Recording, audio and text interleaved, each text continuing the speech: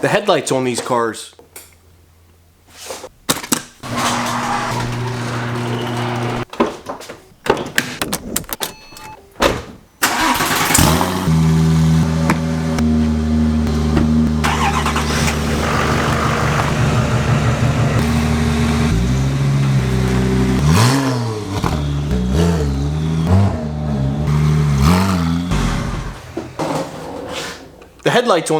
leave much to be desired in terms of both looks and light output. However, I will say the looks are growing on me, and I think the Porsche community in general are just learning that these are a unique headlight to the 996. There'll never be another iteration of this, I should say. They're kind of just going with it. But after sanding and sanding and sanding and polishing and polishing and polishing, these headlights, in addition to putting new D2S HID bulbs in them, the light output is still subpar. They're definitely brighter than the old bulbs. However, I think I'm still going to do the projector upgrade.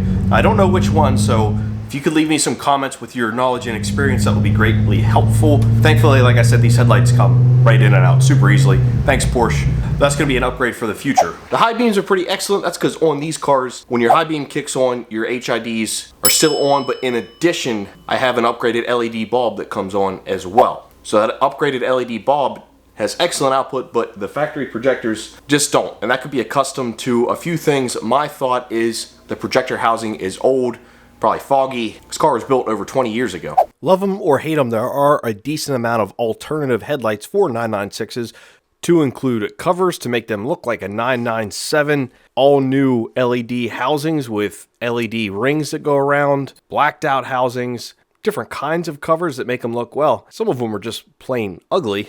But some of the covers that take it to more of a traditional style Porsche headlight do look pretty good. I also really like the aftermarket headlights on black cars. So let me show you what I chose. So I have the solution to that, hopefully, in these boxes right here. Should fix my problem, and it's going to be a sweet upgrade as well.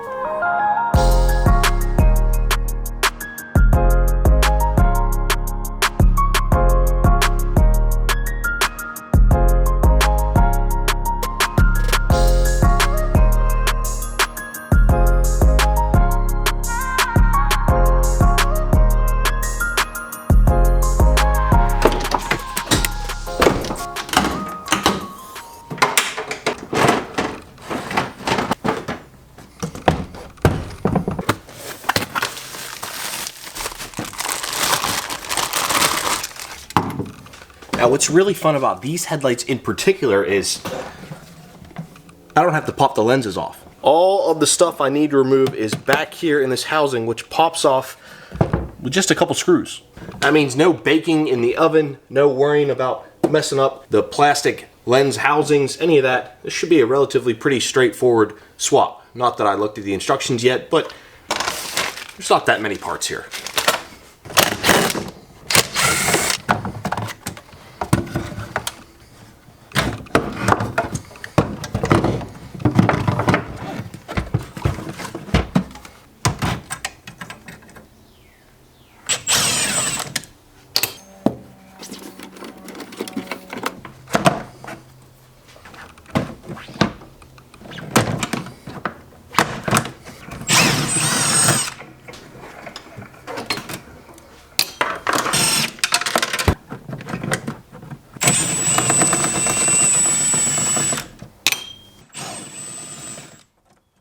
After watching the 30-minute install video, boy, that was long, but it was helpful. I figured out exactly what I needed to do. So you have to remove a series of Torx bolts both inside and outside of the housing, and then there's 3 plastic clips, if that's what you want to call them. It's like a ball and socket joint that you have to separate without breaking. Now, did I break some? Well, we'll get into that a little bit later.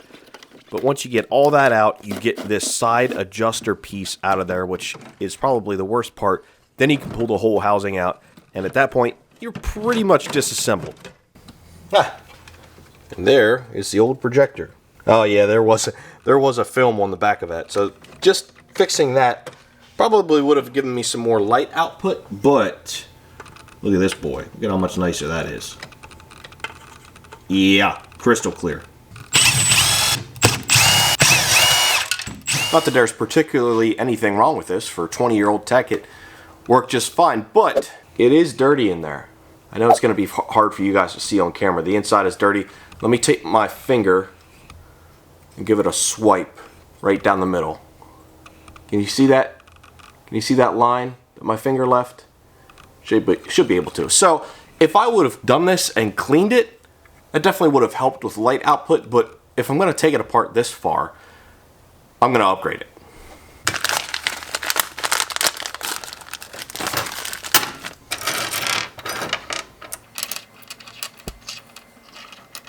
I'm supposed to use the 20mm spacers, but they're not labeled. So I got to measure, and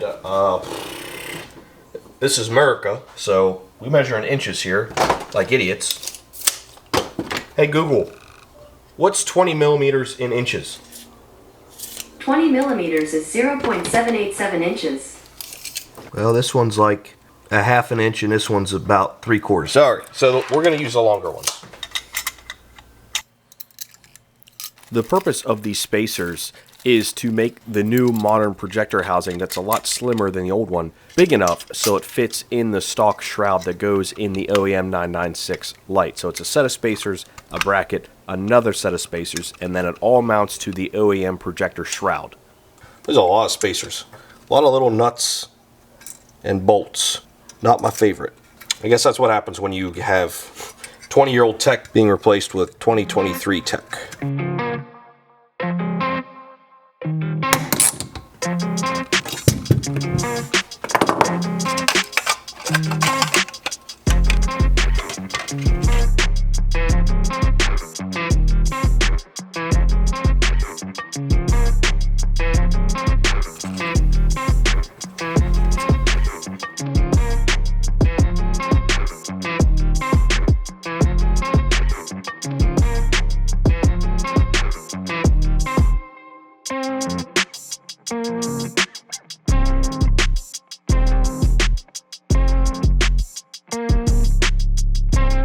Some of you may have noticed Dummy Me is wearing Crocs in the garage because I'm lazy, so let me swap them out for something a little better in case I were to drop something and impale my foot, which would limit future YouTube videos. I'm certain of that. Adanda sent me some shoes and some work gloves. These aren't just regular shoes. Let me explain. That is much better. These aren't just any regular sneakers. These are actually designed for work. Now what's cool about these work sneakers is they have steel toes built in, and the shoestrings are you just draw it to make them tight. There's no tying, there's no lacing of anything like that. Really, really easy. They're actually super comfortable. They feel like a gym sneaker, but they have steel toes, which, how cool is that? So if you want to protect your toes at work, but don't want big old work boots that are heavy and uncomfortable, check out Adanda safety shoes. I'll have links for them below. They also send out gloves, which, well, they're gloves. They just work. They're really easy to put on and off. They have that nice grippy feature to them. They're comfortable. I like them. Not a big glove guy, but when I need gloves, I'll definitely reach for those. Big thanks to Adanda for sending this stuff out and sponsoring this video. Almost done with the first one. I have all the shroud and everything put together with 8 spacers. Why do you need 8? Anyway, I think I'm going to put the bulb in and then start installing the whole housing. I don't think this is going to be too bad. I think the worst part is going to be getting this adjuster, motor, thinger, clips, everything back in. Granted, the install video I'm watching is 30 minutes long.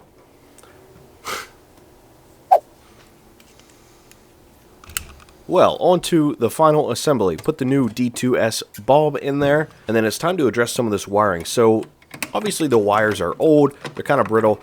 I had to actually electrical tape a good many of them up because the wires were exposed. The insulation became so brittle, some of it actually cracked off. So here I'm just wrapping that back up, make sure we don't have any shorts, any kind of electrical problems, or anything of that sort.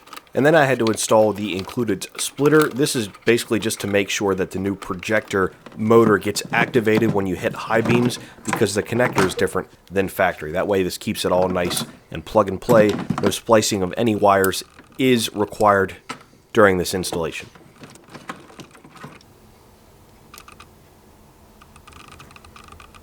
Now comes the fun part of trying to get this whole mess in there.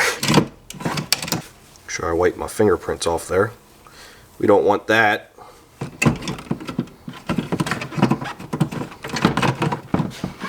Alright, we're slid into place generally. Problem is there's 8 million other pieces in there that are just loosey-goosey flopping around.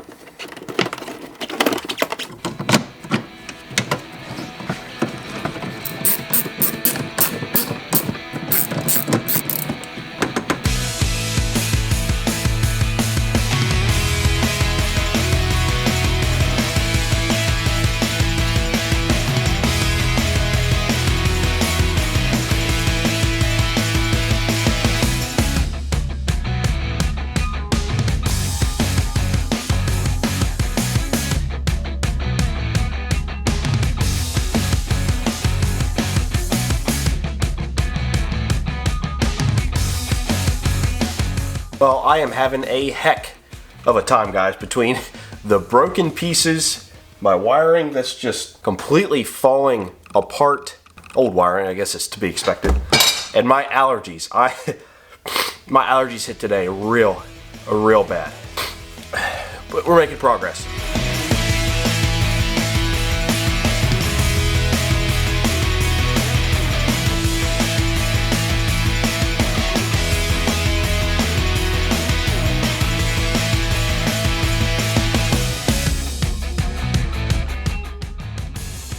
The issue currently is only one of the low beams is working, so I got them both all back together. High beams working on both sides, turn signals, all that good stuff. But on the driver's side, the low beam lit up and then it went away. So my thought is it's probably the worn out wiring, maybe made contact somewhere, so I gotta dive into that and figure out what's going on. Either that or I have a blown bulb or blown ballast. So, some more diving is needed.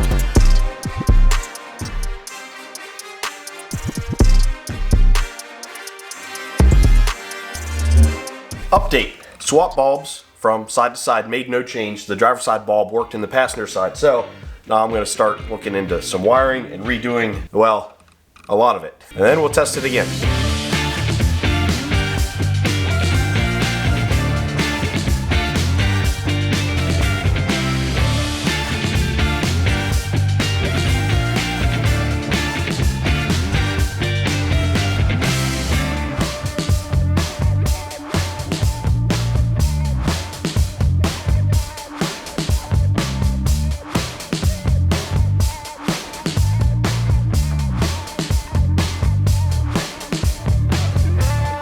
This ended up being a bigger job than I initially thought. The further I dug into this headlight to look at the wiring, the worse it got. So I ended up replacing a whole bunch of stuff on the inside, added a couple new connectors because the wires were pulling out of the connectors.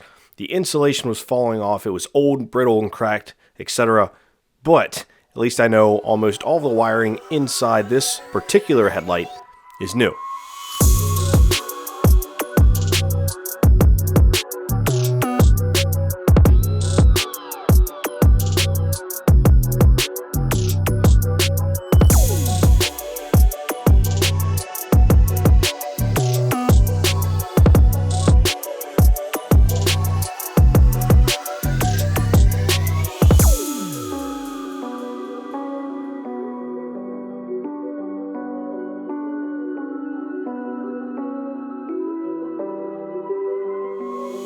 Well, it's all rewired and it's still not working. So dummy me, probably the first thing I should check is the fuse. However, regardless if the fuse is blown or not, the wiring needed replaced because this is just bad. I mean, the stuff is just completely falling apart, coming out of the connectors, the pins, all that good stuff. So let me check the fuse. I gotta figure out what fuse it is. Let me check the fuse and then we'll get back to you.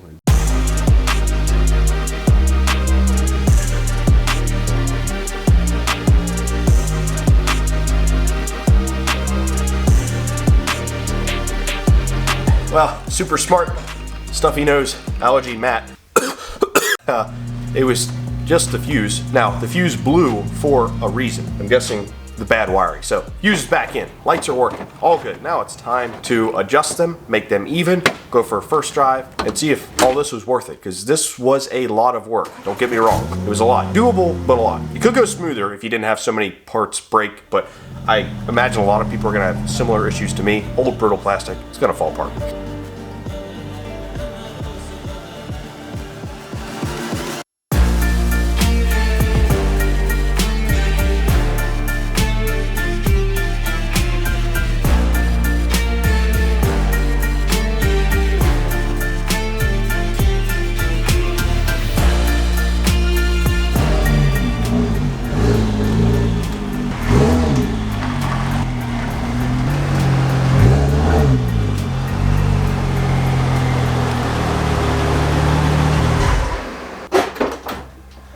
Well, that was a lot of work, but after the first drive, definitely worth it.